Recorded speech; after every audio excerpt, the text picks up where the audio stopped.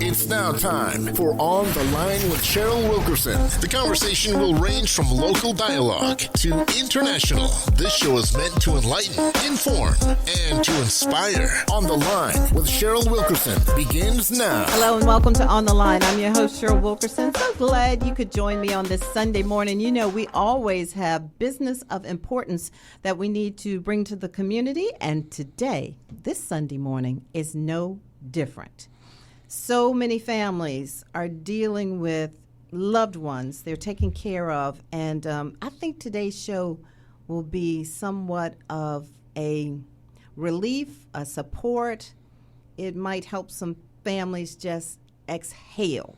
So that's the goal for today, and like I said, for you all to get a whole lot of information about what's going on. So we're going to welcome to the show three young ladies. I'm going to let them introduce their names and their titles themselves, so I don't screw up these titles. And we're going to listen and learn today. All right, so let's go right on down the line. Good Ms. morning. Vivian. I'm Katie McDonough, the Executive Director of the Alzheimer's Association Southeastern Virginia chapter. Executive Director. Yes, ma'am. Okay, all right. Good morning. My name is Elisa Lofton, and I'm a Senior Program Manager with the Alzheimer's Association Southeastern Virginia chapter. Give me the title again. Senior Program Manager. Senior Program Manager. Okay, and yes, ma'am. Good morning. I'm Vivian Henderson, and I serve as the 2023 Coastal Virginia Walk to End Alzheimer's Chair. We're going to figure out how they talk you into that. But that's right. So I don't know who. You all just jump in. Don't be shy about this, okay? But what is Alzheimer's?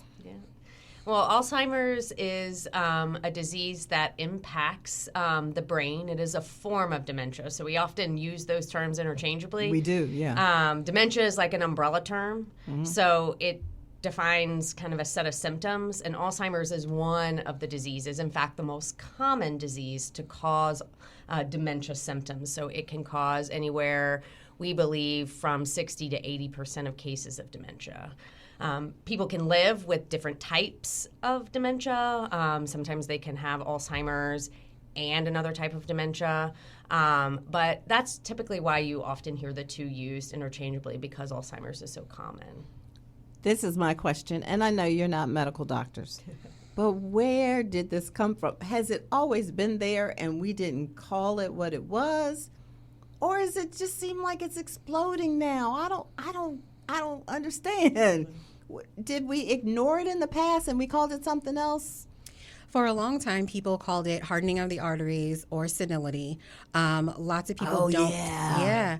Or they don't talk about it at all. And they just say that their loved one is going crazy or they're just, a little off. And so Alzheimer's has always been there. They've just not been calling it that. And now, because there's so many different advances, we're out in the media more. We're doing a lot more work in the community. People are understanding what Alzheimer's disease actually is. So it's always been there. Yes. And now it's being diagnosed. Yes. And so Okay. that's the big one. You know, when you have people who are afraid to talk about the topic, the symptoms, what they're seeing, when it's taboo, especially as it has been in the African American community ma'am. to talk about it, then people shy away from going to the doctor to discuss those types of things. But now people are feeling more confident because there are more medical professionals who look like them that they trust with those types of concerns. And the diagnoses are taking place. And so now we have better stats that accurately reflect the people who are really impacted by this disease. Let's talk about the research and the trends. Who wants to tackle that? Okay. Let's talk about that. What's going on now in 2003? Yeah, so we have now 6 million Americans who are living with Alzheimer's disease, just Alzheimer's. We have over 11 million family members, friends, neighbors who are providing unpaid care for someone who is living with Alzheimer's. That's no joke. Yeah. Right here in Virginia, it's 150,000 Virginians living with Alzheimer's and almost 400,000 Virginians providing unpaid care. So those are some staggering numbers. Even if you don't know someone who has been impacted by this disease, you probably do know someone. I agree. I agree. Just for what Vivian said, we don't talk about it as much as we should. And up until recently, it was the only top 10 leading cause of death that didn't have a way to treat it.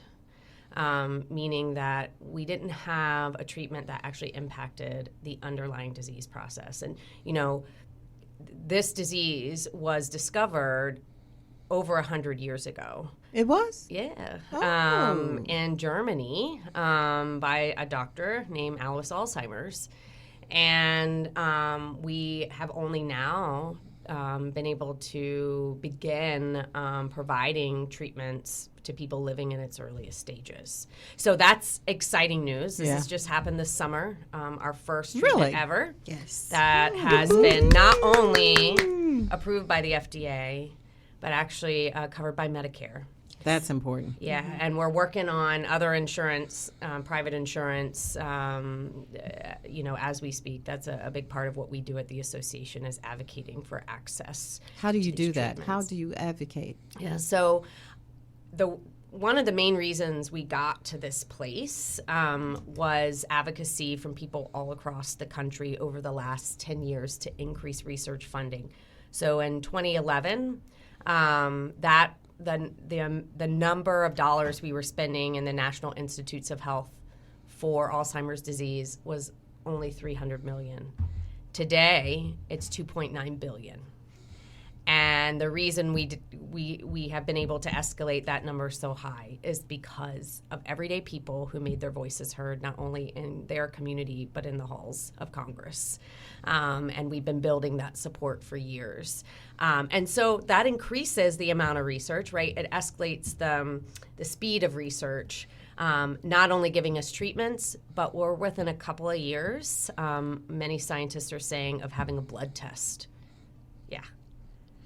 Do you think when people like Ronald Reagan was diagnosed, do you think that helped? Well, I definitely think you see high-profile individual celebrities all the time that we partner with that elevate, the message of this disease, and even, even if it's not Alzheimer's itself or it's another form of dementia, that also elevates the concern about dementia in general. So that's incredibly important. It's just so overwhelming to think about it, and the whole caregiving thing just blows my mind. But let's talk about locally. What's going on locally? So locally, we're doing a lot of outreach in Black and Brown communities. And so one of those ways in which we do that is through our faith outreach initiative called Purple Power Worship. So we Purple Power Worship. Yes, okay. ma'am. So we go into churches, and we, on a Sunday that they choose, and everyone wears purple. Caregivers give their stories. We talk about Alzheimer's and dementia. We provide resources, and then we also leave the church with information when we leave so that they know they can always reach out to us. And then we continue that partnership with those churches or those faith communities and providing them education programs, support groups. Just for instance, one example is we partnered with Zeta Phi Beta in Chesapeake. And so through that partnership, they were able to start the very first African-American caregiver support group at Divine Baptist Church in Chesapeake.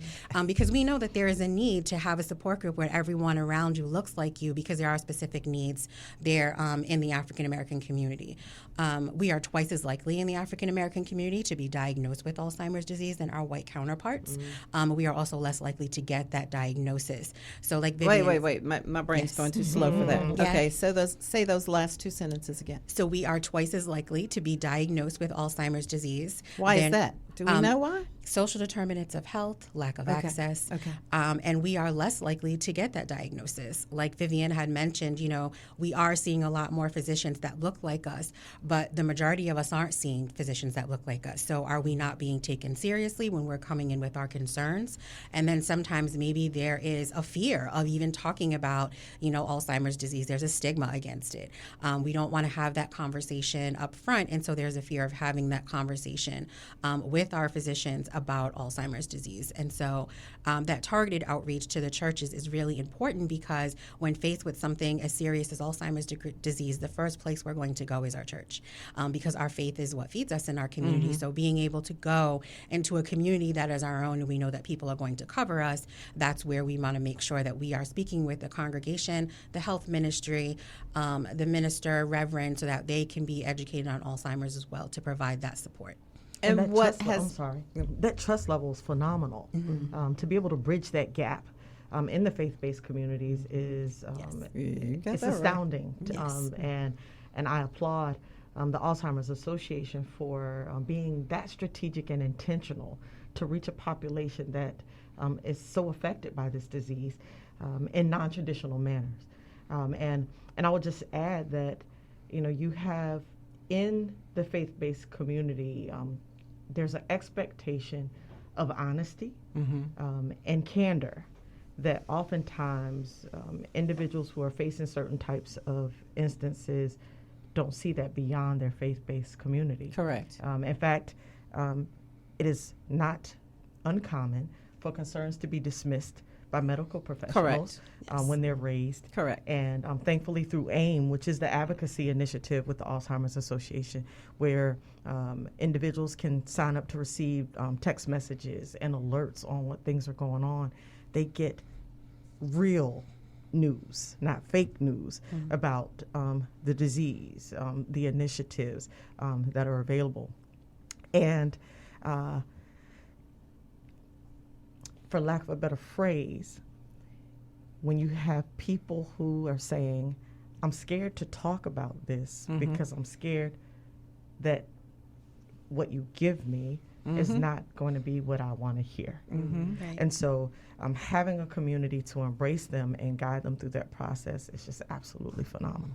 What has been the reaction? What has been the success of the program? It's been wonderful. Just in the past year, I think we have had about 12 Purple Sundays reaching over 1,000 people. And then also partnering with Eastern Virginia Medical School. Oh, good. One of their clinical studies, and they're also having people sign up for those clinical studies. So upwards of 60 people who have signed up because they're getting the education, learning about the protocols in place, learning that it's safe for them to engage or want to know about clinical trials first, and that they have access to decide for themselves. And I think that's the real fear too, is that if I do this, what are you going to give me? How do I know that it's going to be safe? Because, and that's real. I mean, coming from our history, that's real. We have a generational mistrust, and that has to be addressed and talked about before we can move forward. I think one of the things I'm really proud of, too, about this work is there's a really phenomenal study going on right now at EVMS. It's a national study using that same medication that was just approved for people in the early stages. It's actually being used in a clinical trial for people who have elevated risk for Alzheimer's but haven't yet been diagnosed. So we can tell people that have an elevated risk? Yes. And what's exciting about our role with EVMS, something we should really be proud of here in Hampton Roads, is that the first Black participant in that study nationwide was right here in Hampton Roads. Really? An African-American woman. Yep. That's huge. And she goes out and speaks on behalf of the study cool. Yeah, and now talks she goes about out, her experience. And it's amazing. And we've been able to also engage interns. We have a national partnership with the Thurgood Marshall Scholarship Program, and which I absolutely love, because the Thurgood Marshall Scholarship Program actually funds interns from HBCUs to work with the Alzheimer's Association. So they are paid interns, and we currently have 2 right now. This is our second year. We had 2 from Norfolk State last year, 2 from Norfolk State currently, and they are working with us, and they are basically working as staff. They are paid. They are going out into the community. They are working full mission. So they're working with the development staff. They're working with program staff. They're going out to Purple Sundays. They're doing some really phenomenal work. So not only are they getting the experience of working with an organization, Association, they're actually going out and teaching other students and people in the community about Alzheimer's Association and why it's important, even if you're in college. They may think, well, I'm only in my 20s. Why am I thinking about Alzheimer's? Because you also have parents and grandparents and aunts and uncles. We want to give them an affinity to Alzheimer's because once you graduate college, you're most likely going to be in the workforce where you're going to be meeting people who are affected by dementia and Alzheimer's disease. So to be able to understand those things when you're working in, for instance, long-term care, knowing those 10 signs and saying, you know what, I might need to dig a little bit deeper with this patient because I think this may be something else. So it's a really good opportunity for HBCUs to be involved with the Alzheimer's Association. It is. And then for them to learn at a young age that there are so many determinants that they can work on to try to head this thing off at the path. Absolutely. So we're good health and nutrition. And those are unfortunately some of the biggest challenges in our community. That's a fight. And now, as you know, we have new fight. fast food places popping up all the time. That's a fight, yeah. Then, and especially in the college community. I talk to the students all the time. They'll say things around me like, oh, I really need a Red Bull. Oh, Miss Cheryl, I didn't mean to say that in front of you. Right. But they consume a lot of what I call junk. Right. Yeah. And I don't want that from them, but I know they can't see what I can see. Right. And so they think, oh, it's no big deal or whatever. I have one of them. He's so proud of himself when he eats a salad now, he will send me a picture. He sent me a picture last week because he ate a salad because he never eats salads. Right. So that is huge right there to get these young people now because there's so much junk in their food. Yes. And they don't understand that when they go into a grocery store, the moment that they turn up an aisle and leave the perimeter, they are putting themselves in danger. Clearly, because that's where the preservatives and all of those additives come into play. Things that can affect your cholesterol level, which is one of the things that can be a determinant for increased risk of dementia. That can affect your blood pressure with hypertension. How did you learn all this stuff? And so, fortunately, I'm not a medical doctor. I got my doctorate in law, though. Right. So I'm educated a lot during our courses, but I can tell you that a lot of these stats I've been able to grab and grasp during the Purple Sundays. Dr. Okravi's he's absolutely amazing. What's his name? Dr. Okravi. On the staff with EVMS, who's a geriatrician and who's absolutely phenomenal and committed to this work. And I know with the Purple Sunday that we just had recently with Covenant Kingdom Fellowship, where Pastor Cuffey leads that congregation, Dr. Okravi went through those types of things that you can do now, including just basic exercise. If you can get 30 minutes of walking in a day. And young people, what I have found, they're logistically goal setting. So if they say, I want X, then they will eliminate A through X just to get X. But if they know that they can go A, B, C, D to help them get to X, that's what they will do. And so if we equip, empower, and educate them that if they take steps now to shop healthy, to live healthy, to exercise healthy, that those things can make their last days their best days. And does that same message go out for people in their 40s or 50s or 60s or 70s? Yeah, yes, absolutely. We also know that, when you get older, particularly, your risk for Alzheimer's increases significantly from age 65 and older. Okay. What happens when you're 65 for a lot of us? We retire, if we're lucky. We are able to, kind of rest more. We might stay inside the home more. We also might be challenged with our mobility more, right? Maybe you need new knees or a new hip or something like that. And all of that can isolate you. And so social isolation and decreased cognitive activity, right? Really stimulating your brain, learning new things. Those are two protectors against Alzheimer's as well. So we've got a lot of research going on, particularly around prevention. The nation's largest prevention study is called U.S. Pointer. The Alzheimer's Association is funding that right now. We are very proud to say that there is significant diversity in the participants in that study. In fact, they've reached all their markers, their goals for the Black population, the Hispanic population, as well as Asian and other persons of color, because to get that representation that we need. But that study's looking at diet and exercise, just like Vivian said, but also socialization, cognitive activity, and there are a bunch of ancillary studies that are looking at things like sleep and gut health. So we just heard at our international research conference a study that shared that constipation is linked to risk. Chronic constipation is linked to risk for Alzheimer's disease. Oh, it is? So gut health is incredibly important. We're learning that in overall health, right? That they're calling it like the second brain, you know? So there's a whole lot going on. I mean, our body, it's no surprise, right, that heart health is good for our brain. They're connected, you know? It's like that old song when we were growing up, you know? The foot bone's connected to the leg bone. All of it, you know, our whole body depends on the health of our whole body, you know, and so, and that is, yes, a lifelong process. So just like we're seeing in heart health education, just like we're seeing in diabetes prevention, very soon you are going to start seeing in the public health arena all around us discussions about brain health throughout the lifespan. We don't do that right now well, but it's coming. Brain health. Yep, you're right. We're talking about Alzheimer's today. And you know what? It seems to me, I think about this sometimes, when it comes to the body, it seems like sometimes either it's your brain going to go or it's your body going to go.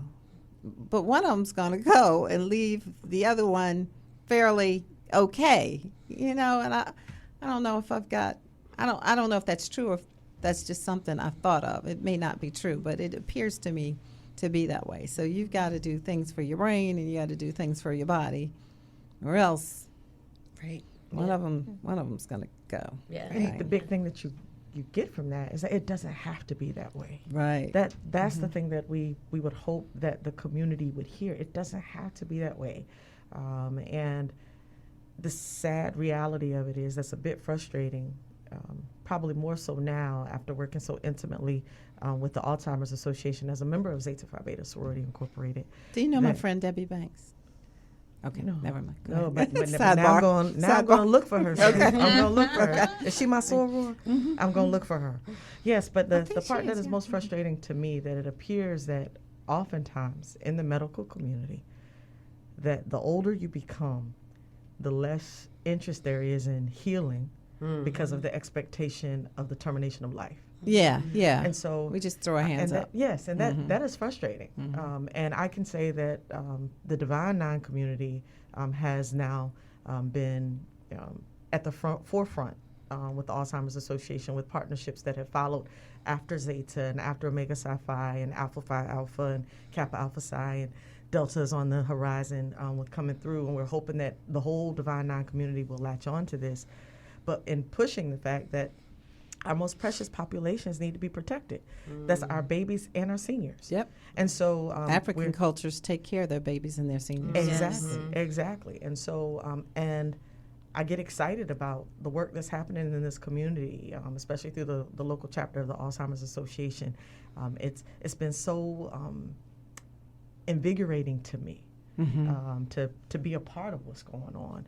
And to see. How did it start with you? How did you get involved? With Zeta Phi Beta, our organization, in fact, our chapter, the Beta Alpha Omicron Zeta chapter, which is the Chesapeake graduate chapter of Zeta, formed a partnership with the local chapter of the Alzheimer's Association, and our model and MOU was used to create our national partnership. Nice, cool, okay. With the organization, and so with that, we've been able to host forums with the Alzheimer's Association, and as Elisa shared, start the caregiver support group with Divine Baptist Church, where Pastor Tommy, who's an Omega, who his organization is also a partner. We've been able to do that, and then working with the Walk, which is huge, and so through our initial partnership. I've been blessed to be able to walk into this role as the walk chair, which has been so educating for me. And so, you know, and you know, Cheryl, from, you know, back in our days with AFRAM, if I get excited about something, you can't shut me up it's about on it. and popping. Yeah. You know, you can't shut me up about it. And it's been that way. So when people will hear, not just with their ears, but with their heart and their soul, right? With Hot 91, we make change. Okay. And, you know, we can get to the place where we can see the end of this terrible disease. And it just took one conversation. I think it was a Chesapeake Task Force on Aging where I saw Vivian, and every time I would see her every month, she would always say, Zeta Phi Beta sorority. Like, she would always so. And now you're in the sorority. And so, no, I'm not. But I would. Her daughter is an affiliate member. Yes, my daughter is a part of the Youth Auxiliary. Yes. And I would see her talk about it so much. And after doing some research and realizing that elder care was the overarching initiative, and I was like, this is meant to be, because we should be partners, because we're reaching the same communities. And they were so gracious to say, yes, let's do this. And because of what we did locally, it turned into a national partnership. That's amazing. And so that's a huge thing, to be able to do that across the country and all of the chapters that we have, to be able to reach a community that a lot of the chapters really don't have access to. So I think it's, you know, those partnerships, those local partnerships, and those partnerships with the Divine Nine are extremely important to us, because that's how we're going to reach the communities that we need to serve. And that's where we're going to find our neurologists, our geriatricians, our doctors that are going to take us seriously to be able to understand this disease and help the people that, you know, are disproportionately affected. Who wants to talk about the first walk coming up? All right. Well, we have the walk coming up on September 23rd. Right. We are almost there. So people listening, what do they need to know about this walk? Why is this walk important? They need to be there, Cheryl. Why do they need to be there? They need to be there. They need to be registered. They need to come out, because I've shared this repeatedly, that when most people hear Alzheimer's, they think that is so heavy. Yes. Mm-hmm. Right? And it's usually like a long goodbye, they say. Yeah. Yes. And, you know, and oftentimes a lot of people will try to change the subject because it's so heavy they don't want to talk about it. Wow. But what I try to get folks to realize is that the Alzheimer's Association equips individuals who are impacted by the disease, who are suffering from it, and the caregivers who love and work to help them through this journey, that we hype the hope. You know, so we're in a place where it was unheard of before that you could do stuff preventatively, where it was unheard of before where you could actually see a decrease in the amyloid plaque, which is that buildup that contributes to the major cognitive decline in Alzheimer's patients. You know, where you have treatment that can reverse that. That's huge. Mm-hmm. So that gives me hope. You know, and you know, when I look at my baby, you know, she's 10, and I think about, I don't want her to have to worry about that for her mom. And I'm navigating a journey right now with my mom that we don't know if Alzheimer's is the cause. Okay. You know, we're just starting this journey with testing and screening, and I'm about to have a scan done so we could hopefully get some answers. But we know that everything that we can do in the now is going to make things so much better later. And so being at the walk on September 23rd at Chesapeake City Park, we're going to kick things off with a wonderful ceremony. And I know that you've heard her sing, Sarita Scott. She's going to be blowing those beautiful vocals out there during the national anthem. And we don't want to forget that you're going to be holding it down for us on the stage, too. I will be there. As one of our co-MCs with Jen from WTKR. Scandalous right here from Hot 91 is going to be out there in the park with us. Teams from all over Hampton Roads are going to come out there to hype the hope. And we'll have stations for everyone to come out there and get what they need. Resources, support, and most of all, camaraderie, to know that they're not in this fight alone. That's huge. And so if they're not planning right now to be there on September 23rd, they need to make that happen now. And one of my favorite, most special pieces of Walk to End Alzheimer's is our Promise Garden. Okay. And the Promise Garden is made up of flowers of 4 different colors. The first is blue, and that represents someone living with the disease. Yellow is someone providing care to someone who's living with the disease. Orange is someone who is an advocate for those who are impacted, and purple is for those who have lost someone to the disease. And during the Promise Garden ceremony, as you'll find out, because you'll be helping to lead us through that, we have representatives holding those flowers up, representing each one of those. And I think for me this year, for the first time ever, over the years, it's been really hard to find people to hold that blue flower. Because they have been folks who are really late in the disease process, and it's just difficult to get out to an event like that. For the first time that I can remember for a while, we have not only one, but we have two people. Wonderful. Who are holding that blue flower up together. And what a powerful moment that is going to be to have the two of them standing next to each other. So that is, in and of itself, is a reason to come out to experience that hope. Yes. We have made it here to this moment where we have a treatment. Now things are just going to happen so quickly over the next 10 years.